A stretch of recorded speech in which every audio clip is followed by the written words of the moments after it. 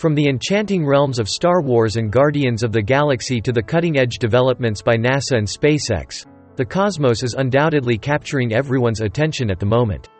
Indeed, it's more accurate to say space is chillingly cold, but that's beside the point.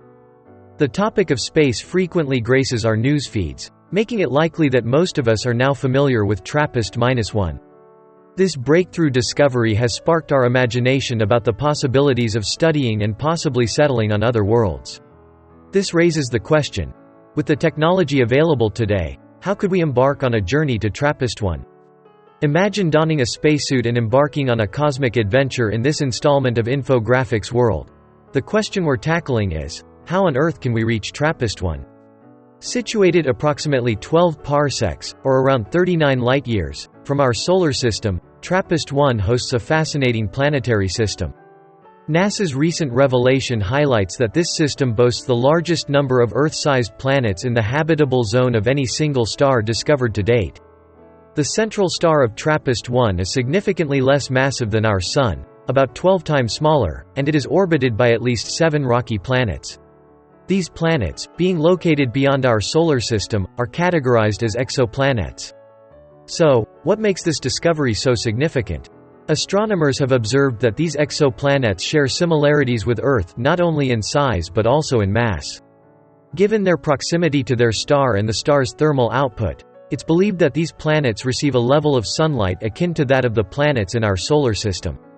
NASA has announced that each of these 7 rocky planets might possess liquid water, which is essential for life as we understand it. Consequently, the exoplanets orbiting TRAPPIST-1 represent the most promising candidates yet found for the exploration of potentially habitable, Earth-size worlds' atmospheres. It's a tantalizing prospect to consider the possibility of one day colonizing and inhabiting one of TRAPPIST-1's exoplanets. However, the challenge of reaching them looms large. Is such a journey even feasible? Given that TRAPPIST-1 is 39 light-years away, a voyage to its vicinity would require 39 years at light speed. Yet, no existing spacecraft approaches such velocity. And even if we could achieve light-speed travel, sustaining the crew with enough food for 39 years becomes a formidable task. NASA calculates that an average crew member consumes about 1.83 pounds, or 0.83 kilograms, of food per meal. Thus, for each astronaut embarked on a journey to TRAPPIST-1, maintaining a diet of 3 meals daily at light speed would necessitate nearly 67,000 pounds or 30,390 kilograms of food on board.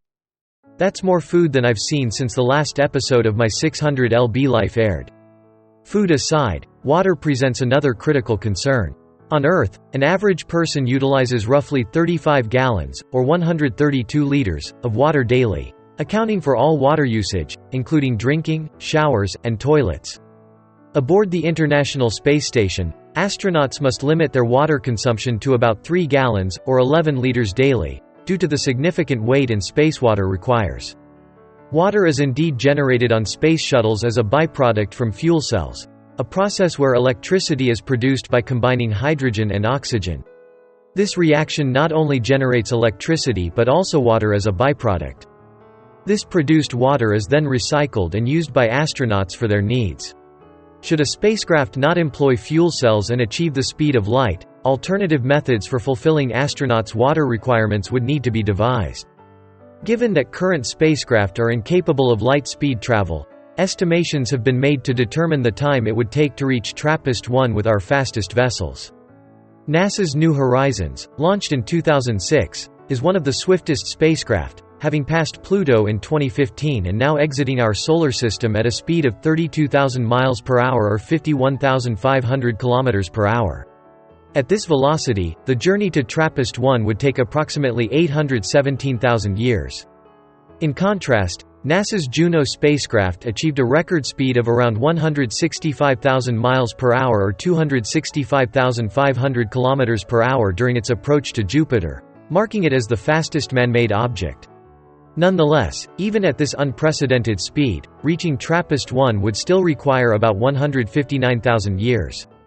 Furthermore, considering that both Juno and New Horizons are unmanned, and the NASA Space Shuttle travels at a maximum of 17,500 miles per hour or 28,000 kilometers per hour around Earth, a manned mission to TRAPPIST-1 would necessitate over 1.5 million years of travel time. Therefore, despite variations in spacecraft speeds based on their location in space, none are sufficiently fast to enable a human journey from our solar system to TRAPPIST-1 within a feasible timeframe. The Breakthrough Starshot initiative, endorsed by the esteemed Stephen Hawking, offers a glimpse into a future where interstellar travel might become feasible. This ambitious project aims to engineer minuscule, laser-propelled probes capable of reaching speeds up to 20% of the speed of light, equivalent to 134,216,177 miles per hour, 60,000 kilometers per second. Utilizing this advanced technology, the journey to TRAPPIST-1 could be reduced to a mere 200 years.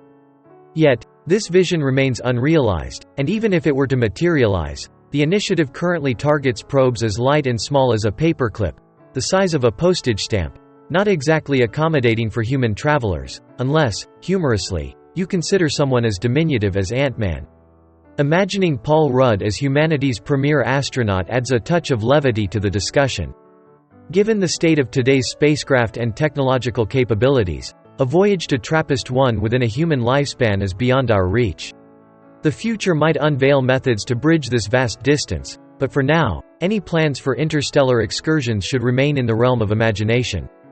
Will we ever witness TRAPPIST-1 within our lifetimes, or at all? And is Mars a more realistic target for colonization in the nearer term? Thank you for tuning in, and remember to like, share, and subscribe for more updates.